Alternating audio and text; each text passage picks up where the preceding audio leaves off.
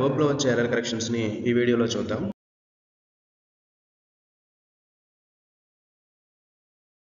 My dress need ironing అని చెప్పేసి అన్నాము. ఇక్కడ నీడ్ కాదండి, మై డ్రెస్ నీడ్స్ ఐరనింగ్ అని చెప్పేసి అనాలి. సబ్జెక్ట్ ప్లేస్లో థర్డ్ పర్సన్ సింగులర్ లేదా థర్డ్ పర్సన్ సింగులర్కి సంబంధించినటువంటి ఎలాంటి సబ్జెక్ట్ అయినా సరే సబ్జెక్ట్ ప్లేస్లో వస్తే వర్బ్కి ఎస్ కానీ ఈఎస్ కానీ ఐఈఎస్ కానీ యాడ్ చేస్తాం. నెక్స్ట్ సెకండ్ చూస్తే he needs not bend before them అని చెప్పేసి అన్నారండి, ఇది రాంగ్. మరేంటి అంటే he need not bend before them అని చెప్పేసి అనాలి. అదే సెంటెన్స్ థర్డ్ పర్సన్ సింగులర్కి సంబంధించినటువంటి సబ్జెక్ట్ ప్లేస్లో ఎలాంటి నౌన్ కానీ ప్రనౌన్ కానీ వచ్చినప్పుడు ఆ సెంటెన్స్ నెగిటివ్లో ఉంటే ఎస్ కానీ ఈఎస్ కానీ ఐఎస్ కానీ యాడ్ చేయాల్సిన అవసరం లేదండి. సో నెగిటివా కాదనేది కూడా చెక్ చేయాలి. సబ్జెక్ట్ ప్లేస్లో థర్డ్ పర్సన్ సింగులర్ హీ షీట్కి సంబంధించిన ఏ నౌన్ కానీ ప్రనౌన్ కానీ వస్తే వర్బ్కి ఎస్ కానీ ఈఎస్ కానీ ఐఎస్ కానీ యాడ్ చేస్తాం. అదే నెగిటివ్లో ఉంటే అదే సెంటెన్స్ ఎలాంటిది యాడ్ చేయాల్సిన అవసరం లేదు. థర్డ్ చూడండి, as you are suffering from toothache you might see a doctor. So ఇక్కడ మైట్ అనేది రాంగ్ అండి. పంటినొప్పితో భయపడుతుంటే డాక్టర్ని ఖచ్చితంగా కలవాల్సిందే, కాబట్టి మస్ట్ అని చెప్పేసి రాయాలి. As you are suffering from toothache you must see a doctor. Okay right. Next the head of the village could solve their problem అని చెప్పేసి అన్నారు, ఇది రాంగ్. మరి రైట్ ఏంటి? The head of the village was able to solve their problem. Solve చేయగలడు, ఓకేనండి, చేయగలిగాడు అని కాదండి. ఇక్కడ చేయగలిగాడు అనే మీరు ఎందుకు రాదు? ఇక్కడ పాస్ట్ ఫామ్కి సంబంధించి ఏమీ లేదండి. సో కాబట్టి ఇది ఇక్కడ కుడ్ యూసేజ్ అనేటటువంటిది పాస్ట్ టెన్స్ని తెలియచేయలేదండి, పాస్ట్ టెన్స్ని తెలియచేయదు ఇక్కడ. సో కాబట్టి ఏబుల్ టు మాత్రమే వాడాలి. ఎలాగ సార్ అంటే ఇక్కడ ఈ సెంటెన్స్ చూస్తే అర్థమవుతుంది మీకు. I could solve their problem yesterday, నిన్న చేయగలిగాను అని పాస్ట్కి సంబంధించినటువంటిది ఉపయోగించాం కాబట్టి ఇక్కడ కుడ్ అనేది రాయగలం మనం. ఓకేనా రైట్. అలా కానిది పక్షంలో మనం ఏబుల్ టు రాయగలగాలి, ఎబిలిటీని తెలియజేసేలాగా ఉంటాయి. Next he would live in this village in his childhood days. అతని చైల్డ్హుడ్ డేస్లో ఆ విలేజ్లోనే ఉన్నాడు. పాస్ట్లో కొంతకాలం జరిగినటువంటి వర్క్ ఏదైతే ఉందో దాన్ని మనం యూజ్ టు ఉపయోగించి చెప్తామండి, పాస్ట్ హ్యాబిచువల్ యాక్షన్ లాంటివి. సో కాబట్టి వుడ్ లివ్ అని కాకుండా he use to live in his village in his childhood days అని చెప్పేసి అంటాం అన్నమాట. నెక్స్ట్ అండి,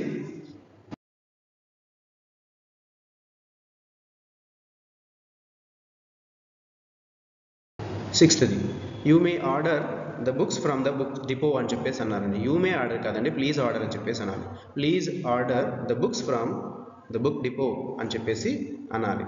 నెక్స్ట్ అండి, he may come are may not come అని చెప్పేసి అనకూడదండి. అసలు ఇలాగా అస్సలు అనకూడదు, అందరు ఇలాగే యూజ్ చేస్తుంటారు maximum. He may or may not come అని చెప్పేసి అనాల్సి ఉంటుంది. నెక్స్ట్ అండి, some of our friends would also join our party అని చెప్పేసి అనకూడదండి. మరి ఏమనాలి అంటే some of our friends wanted to join our party అని చెప్పేసి అంటాం అనమాట. నెక్స్ట్ ప్యాసివ్ వాయిస్లో కూడా మనం ఉపయోగించేటప్పుడు మ్యాక్సిమం V3 ఉపయోగిస్తామండి. అలా V3 ఉపయోగించినప్పుడు బీ ఫామ్ అనేది కంపల్సరీగా రాయాలి. బీ ఫామ్స్ అంటే బీఈ, బీయింగ్, అదేవిధంగా ఈజ్, వర్జ్, వర్, బీను అనేటటువంటివి బీ ఫామ్స్ అండి. సో ప్యాసివ్ వాయిస్లో మనం వాడే ప్రతి V3కి ముందు కూడా మనము ఈ బీ ఫామ్ ఒకటి కంపల్సరీగా యూజ్ చేయాల్సి ఉంటుంది. సరే చూడండి, లెట్ ఇట్ కంప్లీటెడ్ టుడే అని చెప్పేసి అన్నారు, ఇది రాంగ్. ఎందుకంటే కంప్లీటెడ్ ముందు బీ ఫామ్ ఉండాలి, ఇక్కడ లేదు. సో బీ ఫామ్ రాస్తే let it be completed today అని చెప్పేసి అవుతుంది. అదేవిధంగా హీ షుడ్ అడ్వైజ్డ్ ప్రాపర్లీ అని చెప్పేసి అన్నాడండి. అడ్వైజ్డ్ అనేటటువంటిది ఏంటంటే V3. సో ప్యాసివ్ వాయిస్ కాబట్టి V3కి ముందు కంపల్సరీగా బీ ఫామ్ ఉండాలి. సో బీ ఫామ్ ఉపయోగించి రాస్తే he should be advised properly అని చెప్పేసి అంటాం. నెక్స్ట్ అండి థర్డ్ది, he has punished by the teacher. So punished అనేటటువంటిది ఏంటండి V3. సో ప్యాసివ్ వాయిస్ అయితే దీని ముందు కంపల్సరీగా ఏముండాలండి, బీ ఫామ్ ఉండాలి. సో అప్పుడు ఏమైపోయింది, he has been punished by the teacher అని చెప్పేసి అంటాం. నెక్స్ట్ ఫోర్త్ అండి, the question answered by the student అని చెప్పేసి అన్నారు. సో ఆన్సర్డ్ V3కి ముందు బీ ఫామ్ ఉండాలి ఇక్కడ. సో అలా రాస్తే the question was answered by the student అని చెప్పేసి అంటాం. నెక్స్ట్ అండి, the work is having completed అని చెప్పేసి అంటున్నారండి. The work is having completed. So ఇలా అనకూడదండి, the work is having completed అనకూడదు, the work is being completed అని చెప్పేసి అనాలన్నమాట. నెక్స్ట్ హ్యాడ్, హోప్డ్, వుడ్, ఈ రెండింటిలో వచ్చేటటువంటివి మిస్టేక్స్ చూద్దాం. I had hoped he coming to the meeting అని చెప్పేసి అన్నాడండి. సో ఇది రాంగ్ యూసేజ్. మరి ఎలా రాయాలంటే ఐ హ్యాడ్ హోప్డ్ దాట్ అని చెప్పేసి దట్ అనే కంజంక్షన్ యూస్ చేస్తాము. He would come to the meeting అని చెప్పేసి రాస్తాం. నెక్స్ట్ అండి he had hoped her visiting his house అని చెప్పేసి అన్నమాట. ఇది కూడా wrong. He had hoped that she would visit his house అని చెప్పేసి రాస్తాం. ఓకేనా.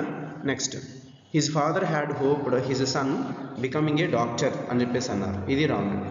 సో రైట్ ఆన్సర్ వచ్చేసి his father had hoped that, so ఇక్కడ దట్ అనే కంజంక్షన్ రాసి his son would become a doctor అని చెప్పేసి రాయాల్సి ఉంటుంది. నెక్స్ట్ క్వశ్చన్ ట్యాగ్స్లో వచ్చేటటువంటి చూద్దామండి. క్వశ్చన్ ట్యాగ్స్లో ఆక్సిలరీస్ని ఉపయోగించడం. సెంటెన్స్ పాజిటివ్లో ఉంటే ట్యాగ్ ఎప్పుడూ కూడా నెగిటివ్లో ఉండాలంటే ఈ విషయాన్ని జాగ్రత్తగా గుర్తుంచుకోవాలి. దాని ప్రకారమే చూద్దాం. సో ఫస్ట్ చూడండి హీ కేమ్ హియర్ యెస్టర్డే, ఇది పాజిటివ్లో ఉంది. ట్యాగ్ ఎలా ఉండాలి? నెగిటివ్లో ఉండాలి. ఇజంట్ ఇట్ అని చెప్పేసి అన్నాం. సో కానీ ఇది రాంగ్ అండి. ఎందుకు? కేమ్ యెస్టర్డే పాస్ట్ టెన్స్ కదా. పాస్ట్ టెన్స్కి సంబంధించినప్పుడు మనము పాస్ట్ టెన్స్లో ఉండేటటువంటి హెల్పింగ్ వర్బ్ ఏం వాడతామండి? డిడ్ వాడతాం. సో ఈజ్ అనేది ప్రజెంట్ టెన్స్కి సంబంధించింది. సో కాబట్టి ఏమవుతుంది? డింట్ హీ అని చెప్పేసి అనాలి. ఇక్కడ హీ ఉంటే ఇట్లా ఎలా అవుతుందండి? అవుతుంది కదా, హీ అనే రాయాలి. Next she is a doctor, isn't it. So ఇక్కడ ఇట్ అని ఎలా రాస్తామండి? ఇక్కడ షీ అని కంపల్సరీ ఇచ్చారు కాబట్టి షీ రాయాలి. మోర్ ఓవర్ ఇది పాజిటివ్ కాబట్టి నెగిటివ్లో ఉండాలి. ఓకే. సో కాబట్టి హెల్పింగ్ వర్బ్ ఏముంది? ఈజ్ ఉంది కాబట్టి ఈజ్ కూడా ఉంది కాబట్టి సబ్జెక్ట్ ఒకటే రాంగ్ ఉంది ఇక్కడ. సో కరెక్ట్గా రాస్తే she is a doctor isn't she అని చెప్పేసి అనాలన్నమాట. నెక్స్ట్ అండి she doesn't like to go out అని చెప్పేసి అన్నారు. డజంట్ షీ అని చెప్పేసి అన్నారు. సో ఇక్కడ డజ్ ఉంది కాబట్టి డజ్ రాశారు. షీ ఉంది కాబట్టి షీ రాశారు. మరి ఇక్కడ నెగిటివ్లో ఉంది కదండి. నెగిటివ్లో ఉంటే ఇక్కడ పాజిటివ్ రావాలిగా. సో ఇక్కడ రాంగ్ అయిందనమాట. సో డస్ షీ అని చెప్పేసి రాయాల్సి ఉంటుంది. She doesn't like to go out, does she అని చెప్పేసి అంటాం అనమాట. నెక్స్ట్ ఫోర్త్ చూడండి he hadn't given me chance to answer, did he అని చెప్పేసి అన్నారు. ఇక్కడ కూడా హ్యాడెంట్ అన్నారు. ఇక్కడ మనం ఏం రాసాం? డిడ్ రాసాం. డిడ్ అనేది సింపుల్ పాస్ట్, ఇది పాస్ట్ పర్ఫెక్ట్. సో ఇక్కడ రాంగ్ అయింది. కరెక్ట్ ఏమొస్తుంది? He hadn't given me chance to answer, had he అని చెప్పేసి రాస్తాం. సో ఇక్కడ నెగిటివ్ ఉంది కాబట్టి ఇక్కడ పాజిటివ్కి వచ్చేసాం అనమాట. నెక్స్ట్ అండి fifth one the boy has not come, hasn't he అని చెప్పేసి అన్నారు. ఇక్కడ బాయ్ అని చెప్పేసి అన్నారు కాబట్టి హీ రాశారు. Very good. హ్యాజ్ అన్నారు, హ్యాజే రాశారు. నాట్ అన్నారు, మరి ఇక్కడ నాట్ రాయకూడదుగా. సో నెగిటివ్ ఉంటే పాజిటివ్ రాయాలి ఇక్కడ. సో కాబట్టి హ్యాజ్ హీ అని చెప్పేసి అనాలి. The boy has not come, has he అని చెప్పేసి అనాలి. సెంటెన్స్ పాజిటివ్లో ఉంటే ట్యాగ్ నెగిటివ్లోనే ఉండాలి. సెంటెన్స్ నెగిటివ్లో ఉంటే ట్యాగ్ పాజిటివ్లోనే ఉండాలి. ఈ మంత్రం చెప్పించండి. నెక్స్ట్ అంటే సిక్స్త్ది you are not going to the movie aren't you అని చెప్పేసి అన్నారు. సో నాట్ అని చెప్పేసి అన్నారు. మరి ఇక్కడ కూడా నాట్ ఉపయోగించారు. అక్కడే తెలిసిపోతుంది కదండి. సో నెగిటివ్ ఉంటే పాజిటివ్ అని ఇప్పుడే చెప్పుకున్నాం కదా. సో నెగిటివ్ ఉంది కాబట్టి ఇక్కడ పాజిటివ్ రాయాలి. ఆర్ యూ అని చెప్పేసి అనాలి. ఓకేనా. సెంటెన్స్ పాజిటివ్ అయితే ఆక్సిలరీ యొక్క సరైనటువంటి నెగిటివ్ ఫాము, సరైన ప్రొనౌన్ ఫాము ఉండాలి కంపల్సరీగా. సెంటెన్స్ నెగిటివ్ అయితే ఆక్సిలరీ యొక్క సరైన పాజిటివ్ ఫాము, సరైన ప్రొనౌన్ ఫాము కంపల్సరీగా చెక్ చేసుకోవాలి. సెవెంత్ అండి she used to go to morning walk wasn't she అని చెప్పేసి అన్నారు. సో ఇక్కడ మనం యూజ్డ్ టు కనుక వస్తే సెంటెన్స్లో మనం ఇక్కడ ట్యాగ్లో డిడ్ రాయాలండి. ఓకేనా. She used to go to morning walk, didn't she అని చెప్పేసి రాయాలి. సో వజంట్ షీ అని చెప్పేసి రాయకూడదు. నెక్స్ట్ ఎయిత్ అండి be careful when you drive a car అని చెప్పేసి అన్నారు. ఆరెంట్ యూ అని చెప్పేసి అన్నారు. ఆరెంట్ యూ రాంగ్ అండి. ఎందుకంటే సెంటెన్స్ ఇంపరేటివ్ ఫామ్లో ఉంది, వర్బ్తో స్టార్ట్ అవుతుంది. హెల్పింగ్ వర్బ్ కానీ వర్బ్ కానీ మెయిన్ వర్బ్ కానీ వర్బ్తో సెంటెన్స్ స్టార్ట్ అయితే అలాంటి సెంటెన్స్ ఇంపరేటివ్ సెంటెన్స్ అంటాం. ఇంపరేటివ్ సెంటెన్స్లో మనం విల్తో కానీ విల్ నాట్తో కానీ రాయొచ్చు అనమాట. ఇంపరేటివ్ సెంటెన్స్లో సెంటెన్స్ ఉన్నప్పుడు ఆ సెంటెన్స్ ట్యాగ్ నెగిటివ్లోనే రాయొచ్చు, పాజిటివ్లోనే రాయొచ్చు. కాకపోతే విల్ రాస్తాం అనమాట. విల్ నాట్కి కాంట్రాస్ట్ ఫామే వోంట్ అనమాట. సో రైట్ ఆన్సర్ ఏమవుతుందంటే వోంట్ యూ అనేది లేదా విల్ యూ అని చెప్పేసి అయినా రాయొచ్చు అనమాట. ఓకే. నెక్స్ట్ టు ఇన్ఫినిటీతో కూడినటువంటి వర్బ్స్ అండి. ఇక్కడ టు తర్వాత ఎప్పుడు V1 వస్తుంది. He decided go away from that place అని చెప్పేసి అన్నారు. సో ఇక్కడండి he decided to go away from the place అని చెప్పేసి రాయాలన్నమాట. Okay right. సో ఇక్కడ ఆల్రెడీ డిసైడెడ్ అనే మాట అయిపోయిందండి. సో అంటే పాస్ట్ ఫామ్ అయిపోయింది. ఇక్కడ ఉన్నటువంటి వర్బ్ 2 + V1 ఫామ్లో వస్తుందన్నమాట. Okay right. నెక్స్ట్ సెకండ్ చూడండి I asked you come next week. So I asked you to come next week అని చెప్పేసి అనాలి. నెక్స్ట్ అండి the teacher asked the student attend to. So ఇది రాంగ్ అండి. మరి రైట్ ఏంటి అంటే the teacher ask the students to be attentive అని చెప్పేసి అనాలి. Next the student was made work hard అని చెప్పేసి అన్నారు. సో ఇక్కడ ఇది రాంగ్ అండి. The student was made to work hard అని చెప్పేసి అనాలన్నమాట. Next he used to walking in the morning. To తర్వాత ఎప్పుడు V1 ఫామే ఉండాలండి, గుర్తుంచుకోండి. He used to walk in the morning అని చెప్పేసి అనాలి. నెక్స్ట్ అండి I want buy some fruits అని చెప్పేసి అన్నారు. I want to buy some fruits అని చెప్పేసి అనాలి, కానీ ఐ వాంట్ బై అని చెప్పేసి అనకూడదు అనమాట. నెక్స్ట్ అండి they promised helping us. So ఇది రాంగ్ అండి. They promised to help us అని చెప్పేసి అనాలి. నెక్స్ట్ అండి ద వెదర్ టెండ్స్ ఇంప్రూవింగ్ అని చెప్పేసి అన్నారు. ఇది రాంగ్ అండి. The weather tends to improve అని చెప్పేసి అంటాం. నెక్స్ట్ అండి ఇన్ఫినిటివ్స్ వితౌట్ టు లేకుండా రాసేటటువంటివండి. ఇవి ఎలాగో చూద్దాం. They saw someone to enter house. So to enter ఇది రాంగ్ అండి. ఎంటర్ అనే దాంట్లోనే ప్రపోజిషన్ ఇంటర్నల్గా ఉంటుందండి, కాబట్టి ఎంటర్కి ముందు ఎలాంటి ప్రపోజిషన్ వాడకూడదు.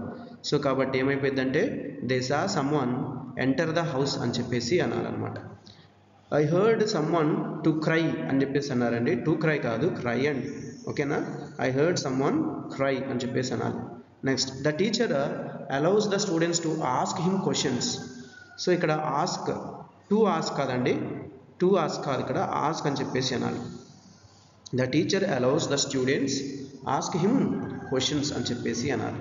Next they saw the prisoner to escape from the jail అని చెప్పేసి అన్నారండి. టు ఎస్కేప్ కాదండి, ఎస్కేప్ అంతే. ఎస్కేప్ ఫ్రమ్ ద జైల్ అని చెప్పేసి అంటాం. They saw the prisoner escape from the jail అని చెప్పేసి అనాలన్నమాట. నెక్స్ట్ వర్బ్ తర్వాత ఇంకొక వర్బ్ ప్లస్ ఐఎన్జీ వస్తే ఎలా రాయాలో చూద్దామండి. Would mind to tell me the way to the railway station అన్నాండి. వుడ్ మైండ్ టు టెల్ ఏందండి, ఇది కాదనమాట. Would you mind telling me the way to the railway station అని చెప్పేసి అనాలి. నెక్స్ట్ అండి do you mind to open the window అని చెప్పేసి అంటున్నారండి. సో ఇది wrong. Do you mind opening the window అని చెప్పేసి అనాలి. నెక్స్ట్ అండి enjoy to look at this scene అని చెప్పేసి అన్నారండి. సో ఇది wrong. I enjoy looking at this scene అని చెప్పేసి అనాలి. నెక్స్ట్ అదేవిధంగా I cannot help to laugh అని చెప్పేసి అన్నారండి. ఐ కెనాట్ హెల్ప్ లాఫింగ్ అని చెప్పేసి అనాలి. నెక్స్ట్ అండి he avoided to talk to me అని చెప్పేసి అన్నారండి.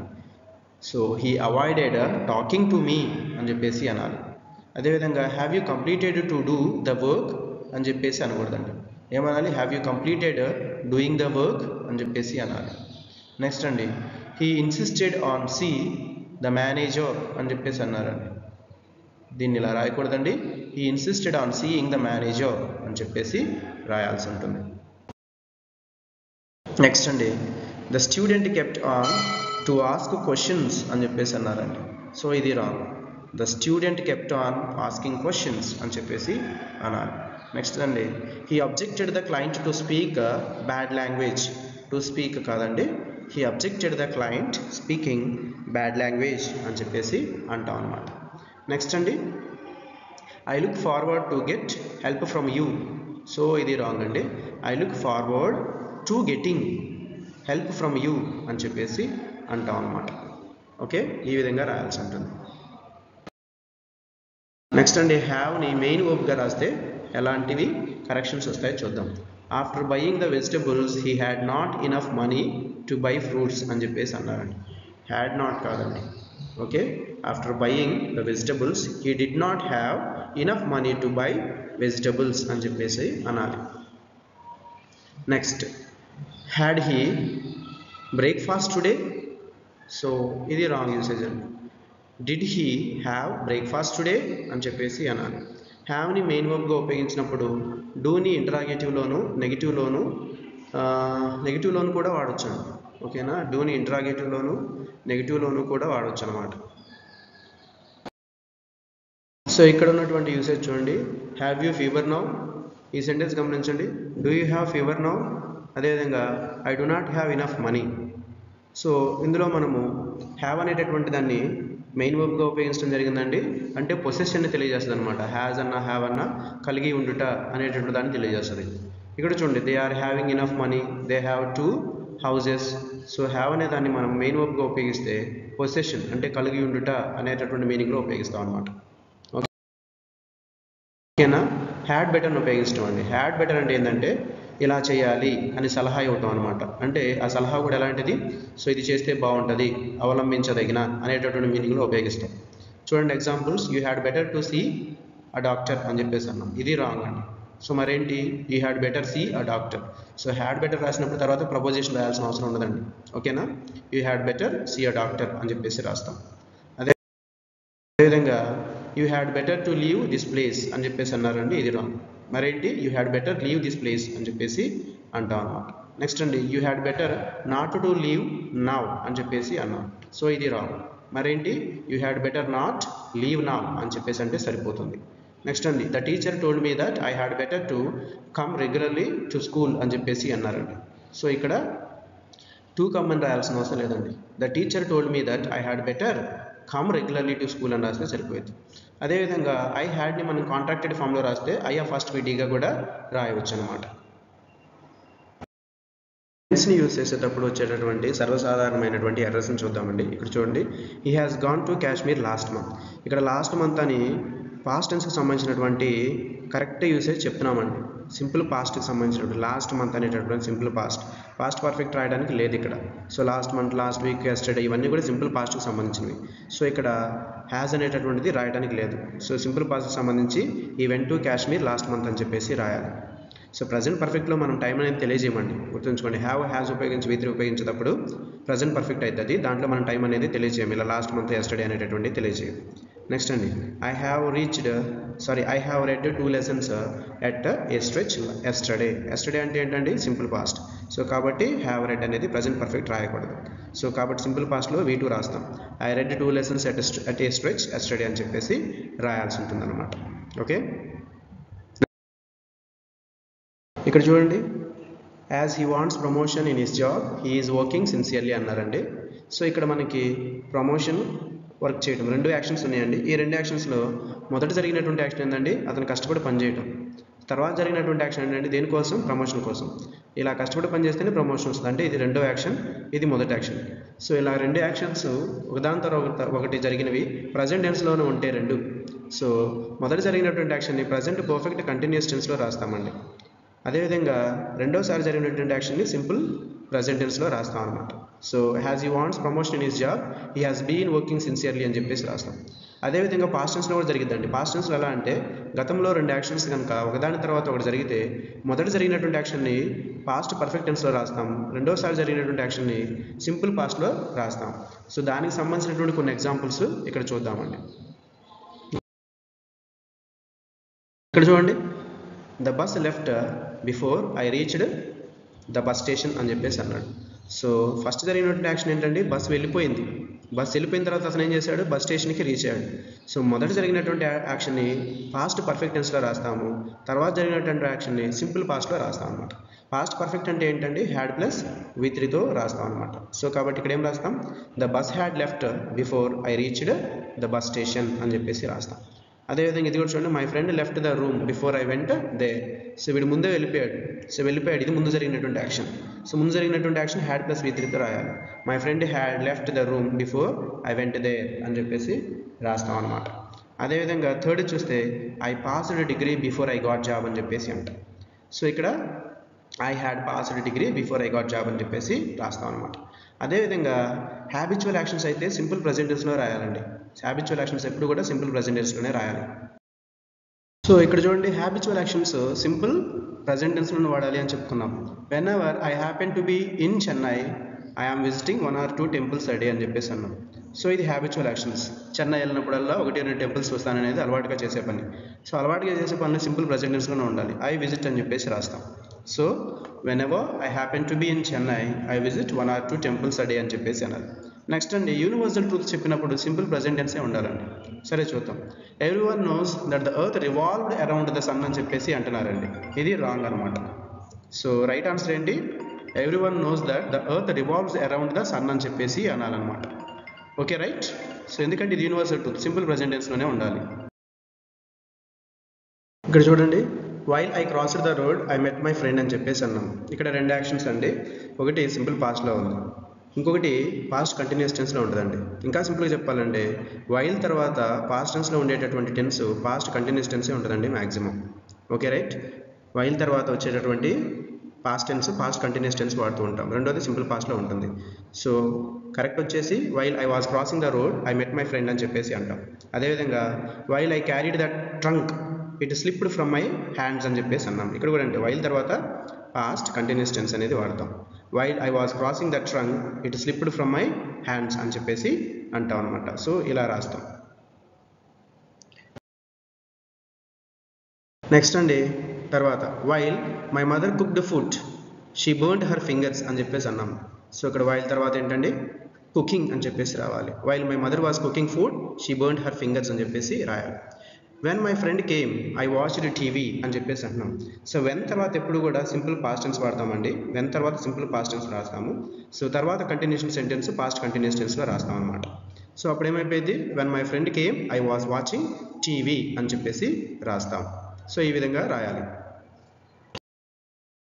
నెక్స్ట్ అండి సిన్స్ ఫర్ ఉపయోగించేటటువంటిది చాలా ఇంపార్టెంట్ అండి. చాలా ఎగ్జామ్స్లో అడిగాడు. పర్టికులర్ పాయింట్ ఆఫ్ టైంని ఉద్దేశించినప్పుడు సిన్స్ వాడాలి. పీరియడ్ ఆఫ్ టైంను ఉద్దేశించినప్పుడు ఫర్ అనేది వాడాలన్నమాట. ఇక్కడ చూద్దాం. I resided in this house since 2006 అని చెప్పేసి అన్నారు. సిన్స్ ఫర్ వాడినప్పుడు ప్రజెంట్ పర్ఫెక్ట్ టెన్స్ను వాడతామండి. అదొకటి గుర్తుంచుకోవాలి. So I have resided in this house since 2006. Since ఎందుకు రాసాము, ఫర్ ఎందుకు రాయలేదంటే పాయింట్ ఆఫ్ టైం ఏ సమయం నుంచి అని చెప్తున్నాం కదా, ఏ సమయం నుంచి పర్టికులర్గా చెప్తే సిన్స్ అనేది రాస్తాం అనమాట. Next I am waiting for you since 4 o'clock అని చెప్పేసి చెప్తున్నాను. సో ఇది రాంగ్ అనమాట. So past perfect continuous tense రాయాల్సి ఉంటుంది. I have been waiting for you since 4 o'clock అని చెప్పేసి రాస్తాం అనమాట. Next my friend is living in Australia since 2010 అని చెప్పేసి అన్నారు. సో ఇదేంటండి ప్రజెంట్ పర్ఫెక్ట్ లేదా ప్రజెంట్ పర్ఫెక్ట్ కంటిన్యూస్ టెన్స్లో రాయాలి. మ్యాక్సిమం ప్రజెంట్ పర్ఫెక్ట్ కంటిన్యూస్ టెన్స్లోనే రాస్తాము. చూస్తే my friend has been living in Australia since 2010 అని చెప్పేసి రాస్తాము. అంటే దాని అర్థం ఏంటి, ఇంకా నా ఫ్రెండ్ అక్కడే నివసిస్తున్నాడు అని చెప్పేసి అర్థం. Okay right. ఎస్. నెక్స్ట్ అండి it is 5 years ago since he came here. Ago కాదండి, 5 years అనేది ఏంటి పీరియడ్ ఆఫ్ టైం కాదు, పాయింట్ ఆఫ్ టైం అనమాట. It is 5 years since he came here అని చెప్పేసి రాస్తాం అనమాట. Next I have resided in this town since 5 years. Since కాదండి, 5 years అనేది పీరియడ్ ఆఫ్ టైం కాబట్టి సిన్స్ రాయకూడదు, ఫర్ రాయాలన్నమాట. I have resided in this town for 5 years అంటాం. Next he already served here for 10 years అని చెప్పేసి అన్నాడు. ఇక్కడండి he has already served here for 10 years అని చెప్పేసి రాస్తాం అనమాట. పీరియడ్ ఆఫ్ టైం అని చెప్పేసి రాస్తాం. నెక్స్ట్ అండి he is working here for 2 years అని చెప్పేసి అన్నారండి. దీన్ని he has been working here for 2 years అని చెప్పేసి రాస్తాం అనమాట. సో ఈ విధంగా మనము సిన్స్ ఫర్ యూజ్ చేయాల్సి ఉంటుంది.